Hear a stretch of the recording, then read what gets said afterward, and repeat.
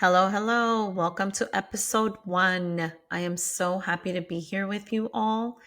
Today, I am very excited because this is my first episode. And so, the first episode, like I'm really excited about it. There is just so much that I feel that I want to say that sometimes it just doesn't come out. And I'd really just like to get a chance to talk to you all, get to know you all.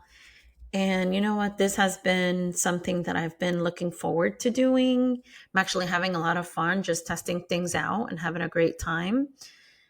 Just learning about podcasting and where to do it, where the platforms are, and everything like that. But it's really exciting. Today's actually my wife's birthday, and we're celebrating. So that's an awesome day to have. And so my energy is really high, and I'm really excited and happy.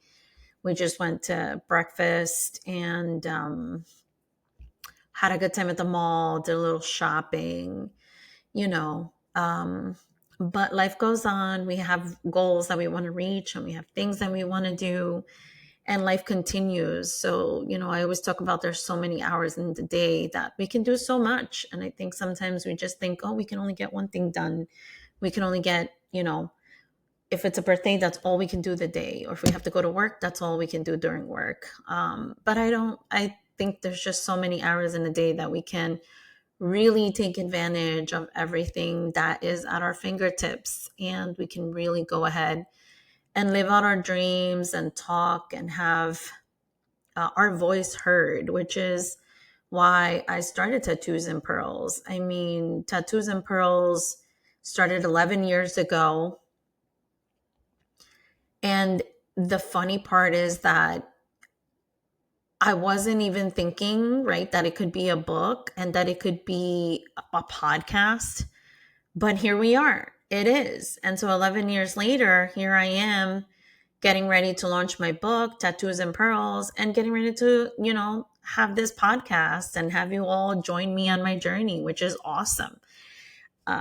There's just been so many things that have been happening that have brought me to this point. And, I want to tell you a little bit about myself in this first episode. Like, who is Miriam beyond the titles of executive mom, executive coach? I am the executive mom, grandma, and spouse, right? Look, I'm a immigrant that came from Mexico at 6 months old. And I didn't even realize I didn't have papers until I went to school. And eventually I figured it out when I was able to go back to Mexico, like 8, 9 years old, when I did get my papers at the time. And it's a very interesting life to have, to understand that at one point it never affected me because it actually nothing negative ever happened to me. I went to school like normal. I did everything in school, like went to kindergarten, went to, elementary school, nothing like that. Never negatively affected me. But I did know that I couldn't go back to Mexico. And then later on in life, through teenage years, whenever I found out, or I just knew I needed different paperwork to get back into the country, and I was questioned and all this and all that, like to get into the country. I was like, what the heck is going on? But that was interesting. So I grew up here in Passaic County in Passaic, New Jersey, and currently living in Clifton. I graduated Passaic High School in Passaic, New Jersey, and then I went to college right out of high school, but then I fell in love, disque, which that means, yeah, and that didn't go well. But I did gain 3 kids. I love my children so much. Not gained them, but like had my beautiful 3 children. And once I had them, life changed for me completely. It was all about them. I was raised to make sure that you take care of your responsibility and handle everything that comes your way. And so, you know, being a mom has been awesome. Now, 25 years later, right? I did take a break. I couldn't finish college. I ended up not staying in college, but then 15 years later, I did go back and get my bachelor's degree in business administration with a concentration in management. Now I'm very happy and excited. I'm an executive in the transportation industry, and so I work with different individuals as an executive coach.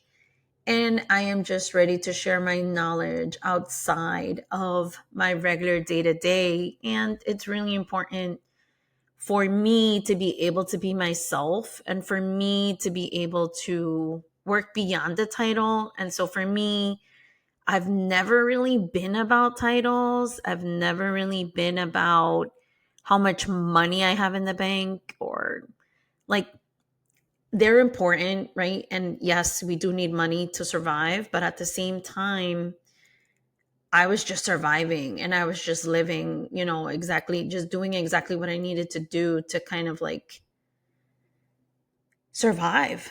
But now, thankfully, in my 40s, I am not living like that anymore. And I said, you know what? This is really working within my organization. And now, how can I go out and stretch, like how can I reach more people? How can I talk to different people? How can I help people that are like me who didn't have anybody? Like I didn't have role models that were in college and who were like ambitious and looking for becoming an executive or doing bigger things, working in employee business resource groups. Like, I had no idea what that even was. I didn't even know that I could even reach the heights that I have. I didn't even know I can make money like that. I didn't even know. I just happened to be at the right place at the right time, and opportunity with my preparation has helped me. And then just making sure that I'm focusing on the right stuff, which was focusing on helping other people. And that has really just catapulted me to where I am today, where I'm able to make sure that I'm able to help other people and help navigate this corporate world, which is not easy. I'm a Latina, and there aren't too many like me. There are some, but there aren't too many, and they're scattered. And so I figured, let me just find my people. I've been doing that for a long time. My mother does not accept me for who I love. And so that's been a very tough life to live. And it's been difficult to accept. But at the same time, I am happy and excited that I trusted my gut 18 years ago and decided to always live my life as opposed to living the life of others, which I kind of did, right, for a little while. And that led me to be in a relationship, a few of them, that really were not conducive to the life that I wanted to live, to my happiness. I was kind of just going with the flow. And so, that was just not for me. And now, 18 years later, I'm so excited and happy. I'm married to my wife now. We were able to get married. Like before, it wasn't even a law where you could get married, which is insane to think about, but it's the truth. And now that we can, and we've both come to terms with who we are and where we are in life, we're happily together. And it's been 18 years. We'll celebrate in September. So I'm really excited about that. By the time this comes out, most likely we have already celebrated our 18th years of being together. Unfortunately, we weren't those people that could get proposed to and get married in 2 years. Like the law didn't exist for us. So that was like not even a possibility when we first got together. So imagine, put yourself in my shoes in my early 20s and knowing that my family was not going to accept it, or at least my mom wasn't. And nobody else really had come out. So it was just really insane for me to have 3 kids by that time and say, um, you know, we're going to go ahead and we're going to build a family together. And that's actually what we've done. And she helped me raise my three little ones, thank God, because that was going to be very difficult for me to do on my own. And luckily, we have been able to, navigate our past traumas and our past challenges and coming from nothing. And we're both now doing really well. I mean, we're both, growing and becoming better people and doing everything that we can to continue on, living our lives the way that we want to live them, and working hard so that we can, accomplish our goals and accomplish our dreams and do things that we want to do. And we have always been very supportive of each other. Um, so that's a little bit about me. I've given you a lot already. And, I'm just really excited to be here. I'm really happy to be here. I'm really just want to get this out. I feel like I just have like this urge and this calling to be here. And so, the book Tattoos and Pearls, um, I was really just inspired by my ability to talk about all the stuff that people don't want to talk about, right? People want to keep their secrets in the closet. People want to keep their reality hidden from the real world. They don't want to showcase any negativity. And people say, don't talk about it, don't talk about it. Even, even writing the book is just like, wow, what do I say? I'm like, I'm going to say the real. I'm going to talk about the truth. Like, I'm going to talk about how we're marked for life, things that mark us, throughout our lives as little kids growing up, and how life affects us, and how our parents affects us, how our environment affects us, and how, you live through life being marked by these experiences. And then eventually, sometimes you realize it, sometimes you don't, but there are pearls of wisdom that you come out with. And if you're able to really sit there and pay attention to what's going on and what drives you and what makes you think the way you think, and how you overcome these experiences, some happen to you while you're vulnerable and you couldn't do anything about it. And then other times you don't even realize that your past is driving your future, your current state. And I had to come to that realization. And I said, you know what? I want to be able to talk to people about the real things that were going on. And I want to be able to tell people why I am the way I am. Maybe why some people think, oh, Miriam is so reserved or she's so quiet. But then you get to know me and you're like, oh my goodness, she's so fun and we can have a great time. And I'm like, yeah, I am. It's just, it takes me a little time to kind of like warm up to people. And it's all because of my past. Like, I couldn't just be myself everywhere. I kind of didn't even know who the heck I was for a long time. I was kind of just living and observing. I've been very observant my entire life. And that all stems from, my upbringing and living in a dangerous environment and having a bunch of people so in the surrounding areas, with like gunshots happening and gang members and just people not having enough and people just trying to make it through and unfortunately have to take, from Peter to pay Paul kind of thing. And that's where I grew up, and we just didn't have a lot. I just didn't have a lot. And so growing up in that way, there's a lot of things that happened to me that you'll find out about in the book. But those are the things that drove me to be who I am today. And I really want people to resonate with their realities and know that they're not alone.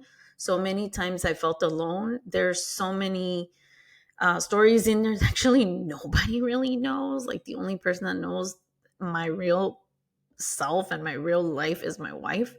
I haven't shared those outside of that. So it's going to be very interesting to hear what you all have to say and hear how it resonates with you, because I think it's very important for us to be able to talk about these things, because how else can you move on? you have to do it with trusted people. And I did have to get a therapist in the middle of writing the book because I just followed so many traumas, revisited them, and that was tough. That was really tough for me to come back and say, wow, all this happened. I can't believe it. Like, that's really insane and crazy. And really, I'm not crazy, and really, I'm not insane. It's just, wow, when you think about the severity of some of the things that we go through as human beings, you don't even realize that you've made it out on the other side. You just know you are on the other side. And so then that was really tough for me. I really want people to be able to resonate with me and have a place where they can say, you know what, I understand you, and I've been through this type of pain. People go through pain, people go through traumas, both small and, things that are really deep. And there are times where we can move on right away. There are other times where we need time, and there are other times where we suppress them and they don't come out until later, and we don't even realize that they're there. And that's kind of what happened. And so I'm just really hoping that you'll all be inspired to feel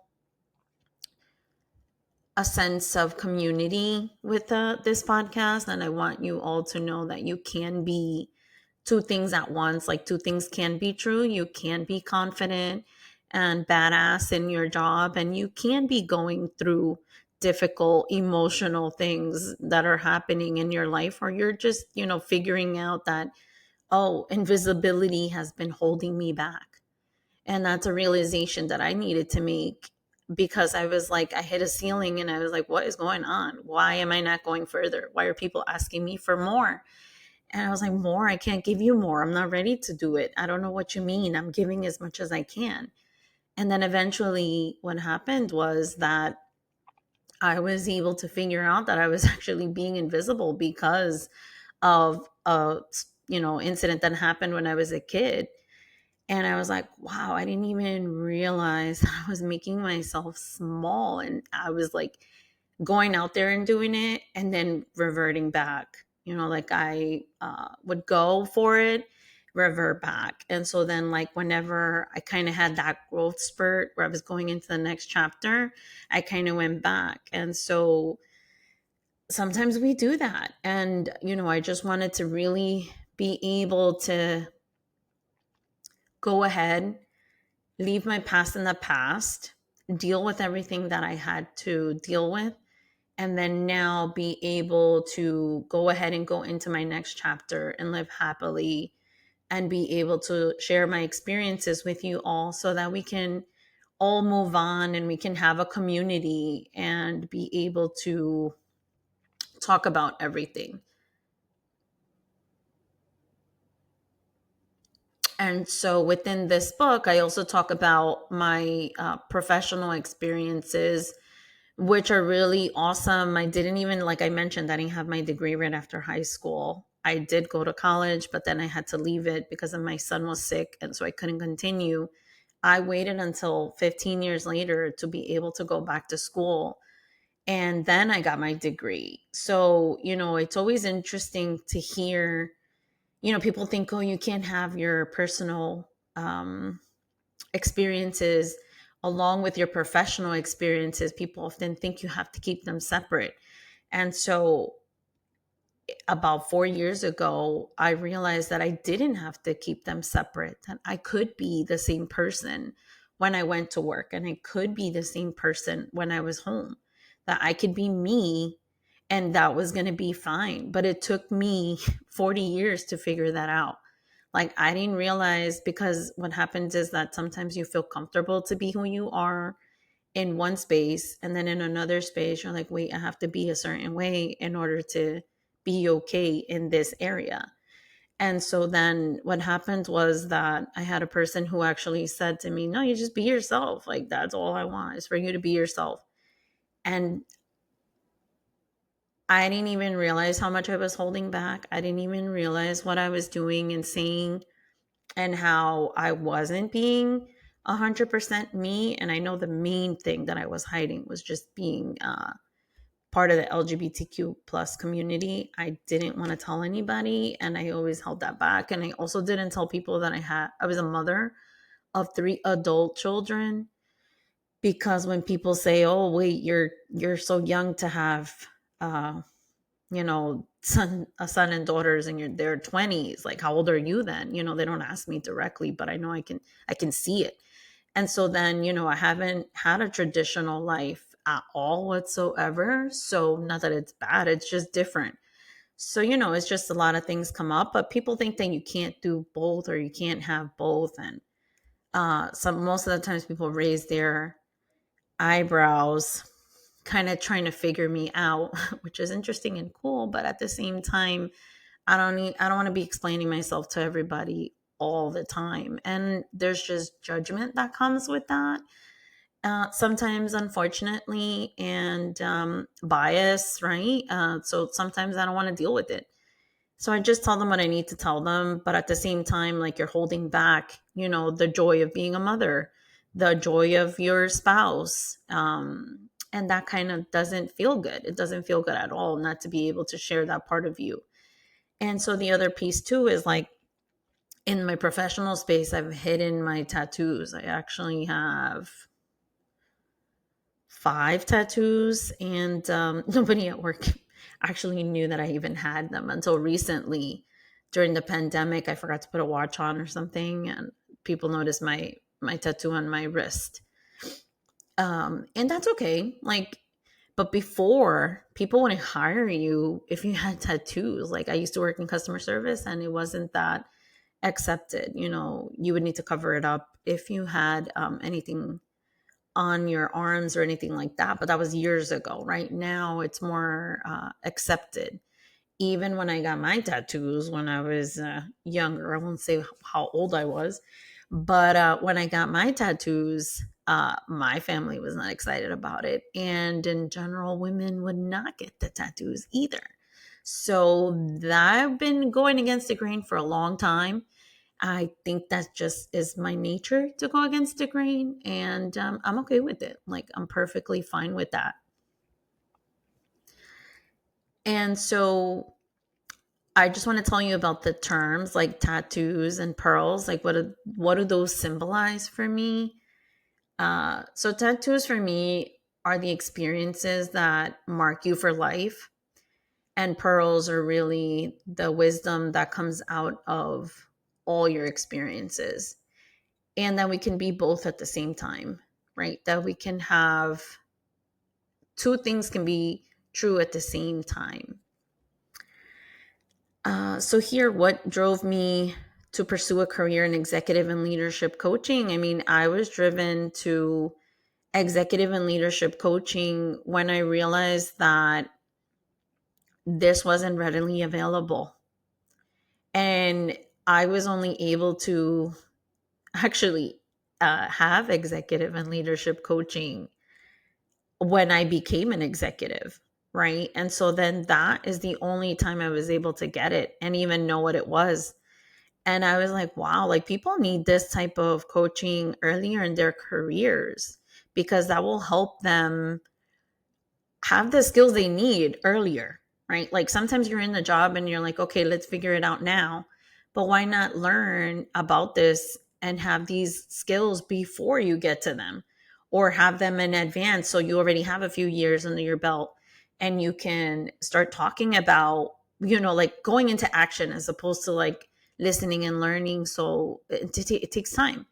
And so then these are all things that you can learn, and these are all things that you can research and practice, right? But it does take practice to become great. Like, I didn't just become an executive just out of nowhere. Like, it took me 10 years to be able to do that. And I'm very excited and happy that it happened, but it took me a long time, and I needed to go through an unconventional uh, route to get there. And I had to wait a long time to get there too. And it was gradual the way that I got there. But then I was thinking, hey, you know what? This is what people need. This is what will help you find your blind spots. These are people who are going to come in and talk to you about things that maybe people aren't seeing to you, or people, they're going to see things and maybe challenge you even, right? A little bit, and say, wait, what about this? Or what if that? And then you're going to think, oh, wait, I never really thought about that. Like, I love when my clients tell me that. And I love when my clients say, wow, like, I ask for feedback and they're like, I'm like, what is it that you enjoy the most? And they're like, that you challenge me.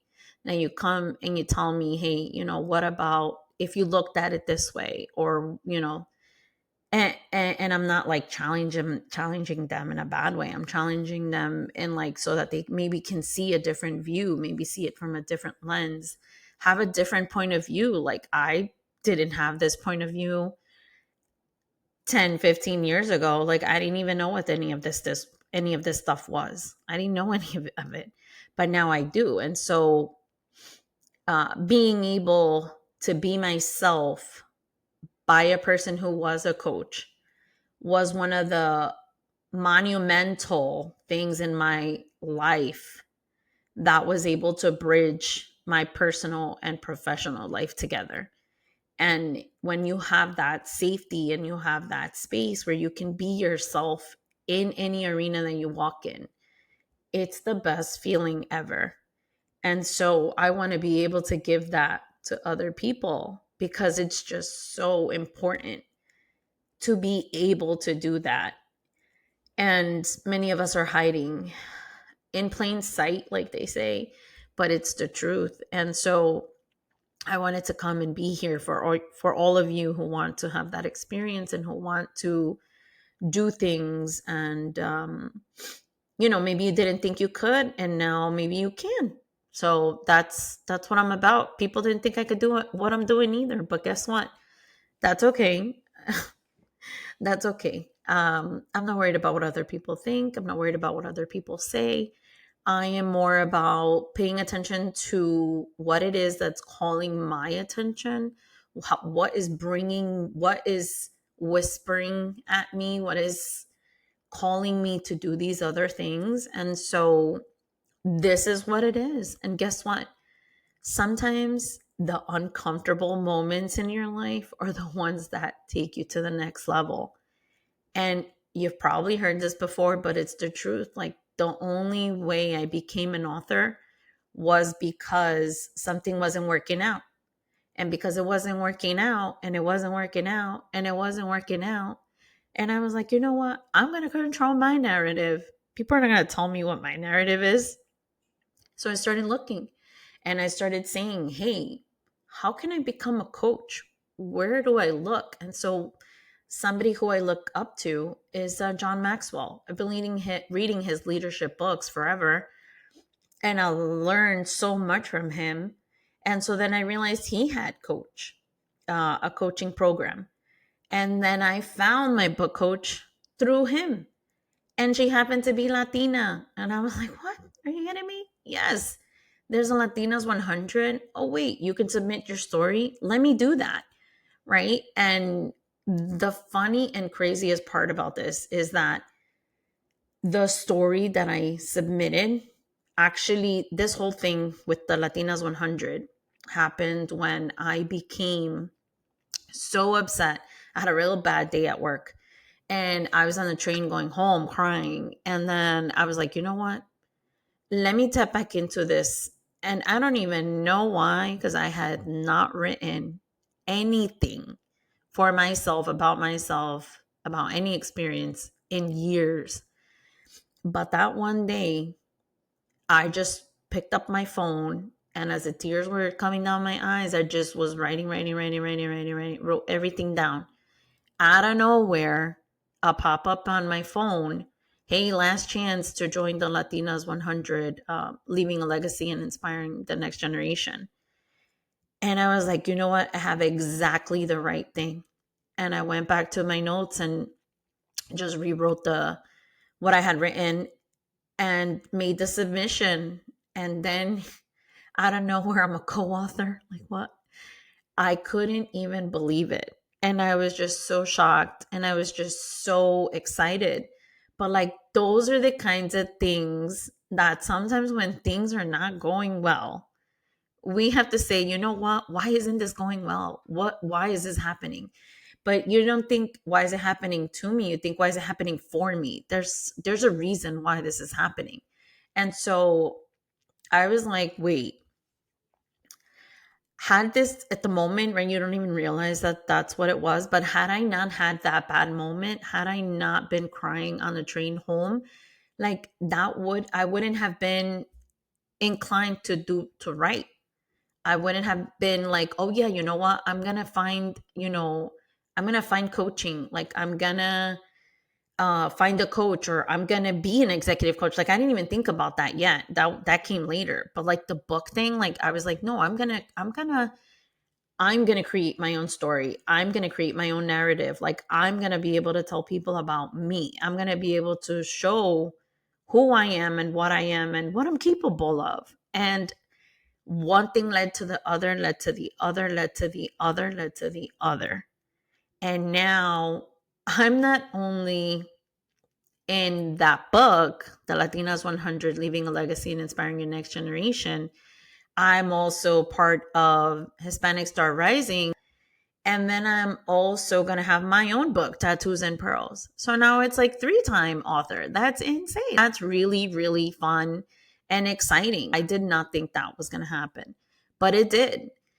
And so it's just really exciting to be able to talk about all this stuff, because you don't even realize, right, how you get to where you're going sometimes, or you don't realize how things happen. But these are all the things that lead you to it. And so in the uncomfortable moments, and I'll have a podcast about that, but it's so definitely part of what makes you go to the next level. um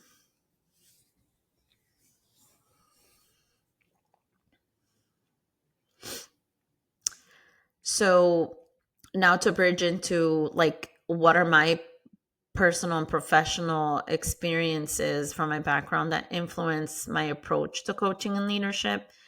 I mean, really what's been helpful and influential here is the fact that I have been able to go from entry level to executive in 11 years. And actually it's like 8 years. And I was able to get promoted like every year and a half. Some of them took a little longer, a little over a year. Some of them were like right at the year. And the other way that I did it too was through the employee resource groups. So I was part of the Hispanic Society, and I became a member just to get information, learn about other people, learn who the people within the organization were. And then I was like, oh, this is fun. I can, be creative in this area. Oh, I can talk to other people. Oh, wait, you can give back. There's impact. There's ways that you can volunteer and do something meaningful. So then I began to get on the executive board until I made vice president for 3 years, and then finally became president. So being a part of that executive board really helped shine a light on who I was and what I was about, and how I was about helping people and making sure that our voices were heard, and being an advocate of things that we needed. Was really like one of the life-changing moments here. And these things all helped me, right, figure out a path to coaching and to leadership. And so like all my jobs weren't always about having the title that you're a leader, but you could be a leader anywhere. And so like I want to be able to help people figure out how they can become a leader, and how they can have a following, and how they can craft their own narrative, even sometimes craft your own job depending on the situation and your managers and things like that. But I've been able to do that, and just kind of just saying what you want here and there, but at the right place at the right time, making sure that you have the experience and the backup to get it done. But it can be done. And so all of these things have influenced my approach to coaching and leadership, which I'm very excited about. So I am on a mission to help a million people reach executive leadership roles. And the reason why it's so important is because there are people. So specifically, I was just part of a Lean in Latinas group, and I traveled from New York to California to attend their 1 day seminar. And so they have a report that shows that Latinas in executive roles are 4% and they're only 1% CEO. And so I was thinking, like, wow, no wonder so many of them are creating their own businesses and are doing their own thing, because that kind of is the only way you could become a CEO in the real world, right? And it must be very difficult for them, like it has been for me, that once you get to a certain role or a certain position, it takes much longer to get there. Not because you're not qualified. Sometimes it's because there isn't the right opportunity yet. And sometimes there's because other people, like, it gets competitive when there are fewer positions available. So the higher up you go, the fewer positions there are. So then it becomes more difficult to get in. And when you don't have people helping you and you don't have a way, like who you can call on the side and say, hey, I have this coming up. What do you think I should do? Or kind of like have somebody to just talk to. That's why all these people tell you about having mentors, sponsors, people that you can confide on. It's people that you talk to, friends, professionals, other people that have been through it. Like, I always think about, I don't want to start on first base. I want to start on third base. Like, if I can find somebody who has the experience, why would I start from nothing and like take forever? Like, that just reminds me of when I worked one time on something and I didn't know the system, and it took me 2 weeks to figure out how to do one simple thing, that had I had somebody who could show me where the guide was or show me where the like little steps were, I wouldn't have to waste all that time. And so I think about that with people and say, wow, like, why would we wait all this time and waste it? Like, there is a way for people to get there, right? It's just maybe we just don't know how. And so then why go through the maze by yourself when you can have somebody who says, hey, I've been through this maze. Maybe this will work. Maybe that will work. But you always have to figure out your own path, because my path is not your path, too, right? Like, my way is not your way. Our systems are maybe different, where what your system is and what mine is are different, but there are some similarities in how you can navigate that. And so then that's why I'm on this mission to be able to help people who sometimes are pushed out. And so that's tough. Like, that's a tough thing to reach a certain level and then you have to leave. What? Yeah, no. It could be. I mean, sometimes life pushes you out because you're like, wow, this is not for me. This is what's really meant for me. And that's great too. But then there are also ways that maybe you can navigate it within. And so that's why I want to be able to help people reach those leadership roles that they want, and also navigate leadership from wherever they are, because it could happen at earlier times. And so for those that are creating their own families and futures from scratch, uh, the advice that I would offer based on my experiences are that sometimes you do have to create your own family.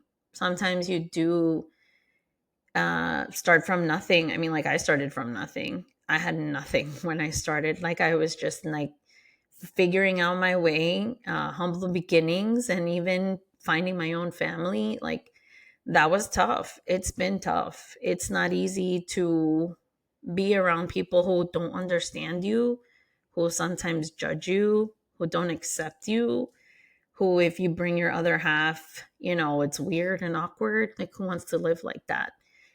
And then building your future, like, sometimes people think they can't have a lot because they never did it, because they've never had it, because they've never seen it. And I was always thankful to be exposed to different people who did. And so when I saw that, I said, wait, if they did it, I could do it too.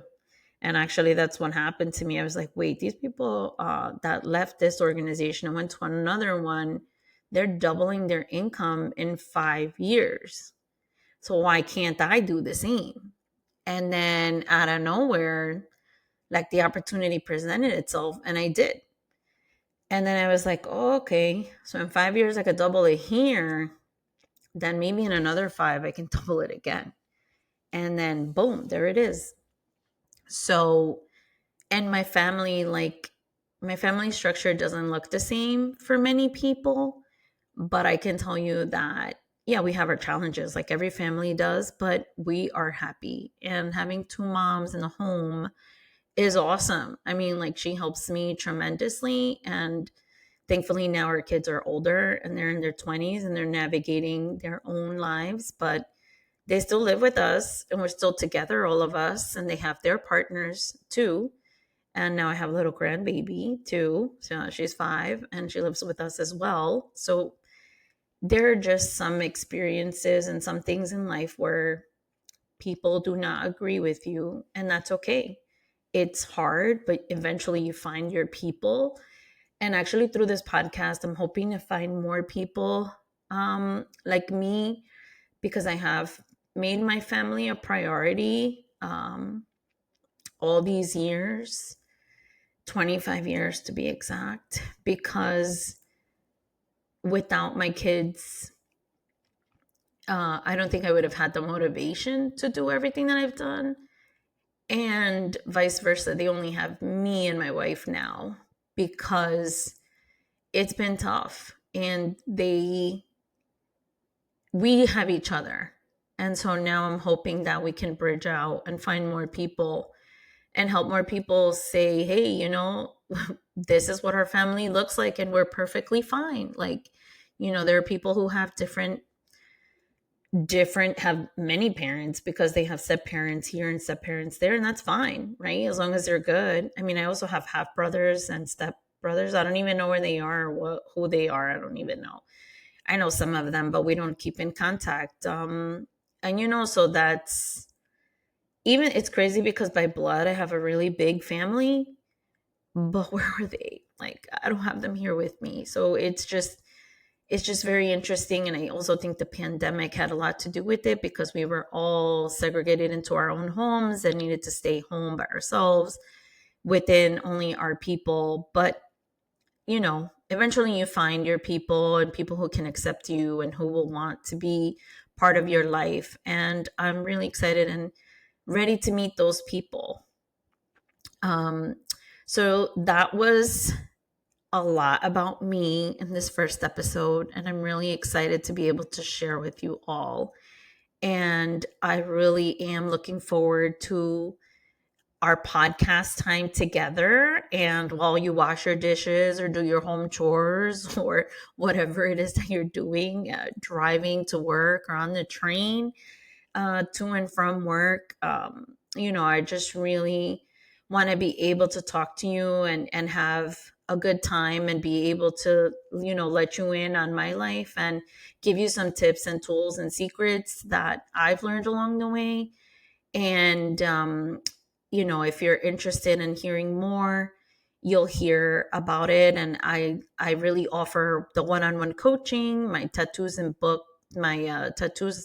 pearls book is out. And also just stay connected with me on YouTube, Instagram, Facebook, author Miriam Simon. And I'm really excited to be here and look forward to talking to you next time. Take care.